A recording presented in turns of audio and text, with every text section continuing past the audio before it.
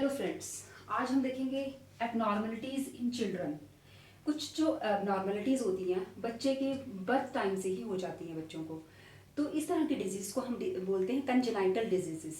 और ये जो कंजेनाइटल डिजीज़ हैं उन सब की क्वेश्चंस, उन सब के बारे में क्वेश्चंस काफ़ी ज़्यादा एग्जाम्स में देखे जाते हैं। और कुछ स्पेशल टर्म्स भी हैं जो कि यूजुअली हम एग्जाम्स में देखने को मिलती हैं।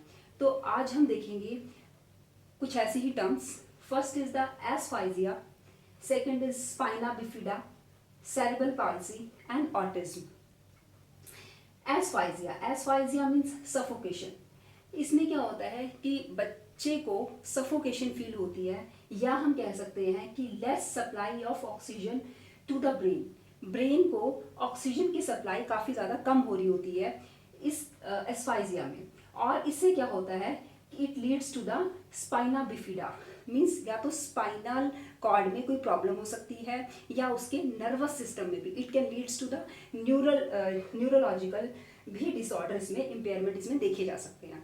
तो इस हम कह सकते हैं कि asphyxia leads to the cerebral palsy.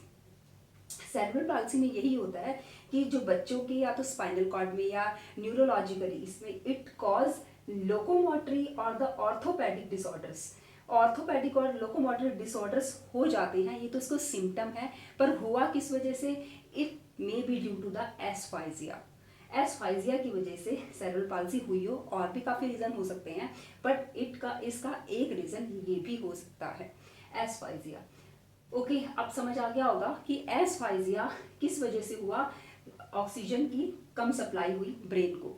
इसीलिए कहते हैं ड्यूरिंग द प्रेगनेंसी माँ को जो है बहुत ज़्यादा फ्रेश एयर में रहना चाहिए, खुश रहना चाहिए, ताकि जो जितना भी हम लाफ करते हैं, हंसते हैं, तो हमारी जो काफ़ी ज़्यादा ऑक्सीजन जो है वो अच्छे से हमारी बॉडी में पहुंचती है। और इससे क्या होगा, बच्चे को भी जो ऑक्सीजन अच्छी मिलेगी तो उससे जो है वो उसकी ग्रोथ में, उसकी ब्रेन डेवलपमेंट में बहुत ज़्यादा हेल्प मिलती है। तो इसीलिए एस्फाइजिया की कंडीशन होने ही नहीं देना चाहिए, ताकि जो ये कंजेनाइटल डिजीज़ बच्चे को सेरेब्रल पाल्सी की जो मिल जाती है ये उसको बिल्कुल ना मिले। ये एक बर्थ डिजीज़ है, कंजेनाइटल डिजीज़ है, ये बच्चे को ना हो। इस वजह से हमें अपनी ऑक्सीजन सप्लाई के टाइम, अपने 9th मंथ की प्रेगनेंसी में ऑक्सीजन सप्लाई के बहुत ही ध्यान रखना चाहिए। तो ये आपको वैसे एज अ पेरेंट्स भी पता होना चाहिए। और अगर आपको क्वेश्चन अटेम्प्ट करने हैं तो ये टर्म को आपको अच्छे से समझ आ जाए, इसलिए मैंने ये सारी एक्सप्लेनेशन आपको दी है। अब next is the spina bifida. Spina bifida जो है वो एक ऐसी प्रॉब्लम होती है जो कि स्पाइनल एबनॉर्मेलिटी को शो करती है। और स्पाइनल एबनॉर्मेलिटी एस्फाइजिया की वजह से भी हो सकती है और किसी और वजह से भी हो सकती है। तो इसमें जो है स्पाइना बिफिडा में भी जो है वो न्यूरोलॉजिकल इम्पेयरमेंट भी हो सकता है और ऑर्थोपेडिक इम्पेयरमेंट भी। तो इसमें जो स्पाइना बिफिडा जो है वो एस्फाइजिया और सेरेब्रल पाल्सी इन दोनों से जुड़ा हुआ है। स्पाइना बिफिडा जो है वो सेरेब्रल पाल्सी भी कॉज कर सकता है, क्योंकि बच्चे की जो है लोकोमोशन में प्रॉब्लम होती है, क्योंकि जो हमारी स्पाइनल कॉर्ड है जो है हमारी, वो भी जो है वो स्पाइना बिफिडा के इसी कैटेगरी में ही आती है। स्पाइना बिफिडा सेरेब्रल पाल्सी के अंदर भी जुड़ा हुआ है, इससे ही रिलेट करता है। तो आपको ये टर्म भी आई थिंक मुझे समझ आ गई होगी कि स्पाइना बिफिडा जो है वो एबनॉर्मलिटी है स्पाइनल कॉर्ड की, और इससे जो है वो सेरेब्रल पाल्सी हो सकती है। सेरेब्रल पाल्सी मीन्स लोकोमोटरी या ऑर्थोपेडिक डिसऑर्डर। जो बच्चे के अंदर, जैसे बच्चा जो है वो हाथ ही ऊपर पूरे, जैसे बच्चे, छोटे बच्चे आपने देखे होंगे, या कुछ ऐसे बच्चे आपने एबनॉर्मल से बच्चे देखे होंगे जिनके पूरे हाथ ऊपर नहीं जा पा रहे हैं, या वो स्टेप्स पूरे छोटे स्टेप्स ले रहे हैं। तो इस तरह की जो प्रॉब्लम होती है वो देखी जाती है सेरेब्रल पाल्सी में। थोड़े से मतलब एबनॉर्मल हम कह सकते हैं, इस तरह से एबनॉर्मलिटीज़ जो है बच्चों में हो जाती हैं। तो ये तीनों जो टर्म्स हैं वो कंजेनाइटल या बर्थ डिजीज़ को शो करती हैं। Okay, now move to the fourth term is autism. Autism जो है वो हम बर्थ डिजीज़ ना कह के इसको हम कह सकते हैं एक जेनेटिक डिजीज़ है, एक हेरिडिटरी डिजीज़ है। इसमें क्या होता है, बच्चा जो है वो कम्युनिकेशन स्किल्स में बहुत ज़्यादा पीछे रह जाता है। सोशली कम्युनिकेशन में बहुत मुश्किल होती है इसको सोशली कम्युनिकेट करने में। रिपीटेटिव एक्शन करता रहता है, बार बार, जैसे हमने इससे नाम पूछ रहा है या तो बताएगा ही नहीं, बता रहा है तो बार बार नाम ही बताता जा रहा है। तो इस तरह के जो सिम्टम्स होंगे वो ऑटिज्म में देखे जाते हैं। और आपके जो एग्जाम्स में जो क्वेश्चन आएंगे वो हो सकता है ASD नाम से भी आ जाए, ASD disease, autism spectrum disease. इस डिजीज के नाम से भी ऑटिज्म के बारे में क्वेश्चंस पूछे जाते हैं। तो इसमें क्या है, मेन सिम्टम्स, कम्युनिकेशन प्रॉब्लम होती है, लेस कम्युनिकेट करता है बच्चा, अपने ही दुनिया में रहता है, दूसरों से कम्युनिकेशन में मतलब ना तो उसको अच्छा लगता है ना वो करना चाहता है वो दूसरों से कम्युनिकेशन, सोशली बहुत ही पीछे रहता है। और रेपिटेटिव कर सकता है, अपने आप को सेल्फ एब्यूज़ कर सकता है, मतलब इस तरह के सिम्टम्स आपको इस ऑटिज्म डिजीज़ जो हेरिडिटरी है डिजीज़ है, इसका अभी ज़्यादा जो है वो नहीं पता चला है मेडिकली कि किस वजह से ये हो जाती है, जेनेटिकली भी जो होती है वो क्यों होती है, इसका अभी इतना ज़्यादा नहीं पता है। बट जितना पता है कि ये कम्युनिकेटिव डिजीज़ है। अगर हमारी लाइफ, हमारी जो फैमिली हिस्ट्री है उसमें अगर है ऐसा ऑटिस्टिक बच्चा कोई देखा गया है तो ये चांसेस बहुत बढ़ जाते हैं कि आगे जो नीचे वाली जो फैमिली होगी तो उसमें भी ऐसे बच्चे पैदा होने के चांसेस जो होंगे बढ़ जाएंगे। ओके, अब हम देखेंगे इसके थोड़े से क्वेश्चंस ताकि हमें इजीली हम अपने एग्जाम्स में उनको अटेम्प्ट कर पाएँ। तो ये आ गए हमारे क्वेश्चंस। अब हम देखेंगे questions related to children abnormalities. Spina bifida, first question is spina bifida is a condition related with.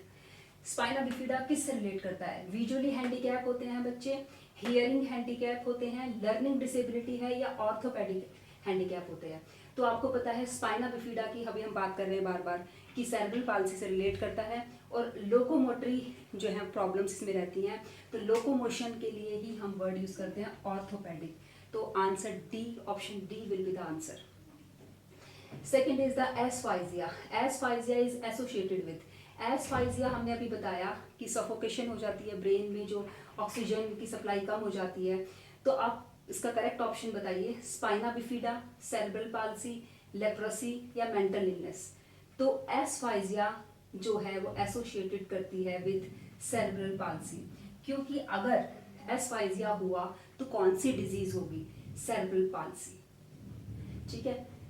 Third is it is a disability of the bones, joints, muscles, leads to the substantial movement of limbs. This is related with, अगर बच्चे की bones, joints और muscles में कोई problem होती है substantial movement में, मतलब काफ़ी ज़्यादा उनकी मूवमेंट में हो सकता है हमें प्रॉब्लम हो जाती है अगर बाय बर्थ से है, और उसके सब्सटेंशियल मूवमेंट में बच्चे की अगर प्रॉब्लम देखी जा रही है तो वो किस डिजीज से फेस करेगा, किस डिजीज को फेस करेगा?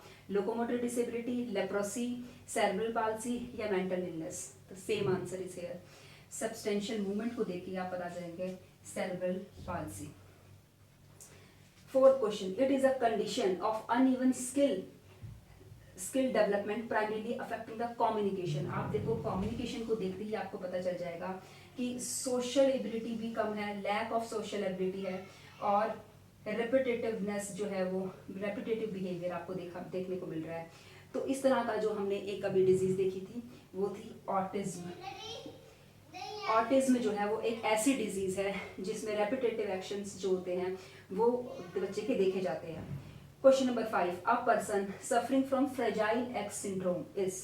अच्छा, हमने फ्रेजाइल एक्स सिंड्रोम के बारे में अभी नहीं देखा है तो उसका और देखते हैं कि फ्रेजाइल एक्स सिंड्रोम में क्या होता है कि बच्चे के बर्थ के टाइम पे कुछ म्यूटेशन हो जाती हैं, मतलब उसके कुछ जीन्स में कुछ चेंज आ गया, कुछ जैसे केमिकल्स की वजह से या कुछ रेज ऐसी चली गई है बॉडी में, मदर की बॉडी में, तो उससे म्यूटेशन हो गई है और उसमें एक ऐसा प्रोटीन बन गया है, प्रोटीन फॉर्मेशन ऐसा हो गया है जो कि मेंटल ग्रोथ को रोक रहा है, इनहिबिट करता है। ये प्रोटीन जो है वो मेंटल ग्रोथ को बहुत ज़्यादा रोक देता है, ये मेंटल ग्रोथ को कम कर देता है। तो इसका मतलब जो a person suffering from fragile x syndrome is mentally disable होगा, क्योंकि ये प्रोटीन जो फ्रेजाइल एक्स में जो बनता है वो मेंटली उसको जो है वो डिसेबल कर देगा।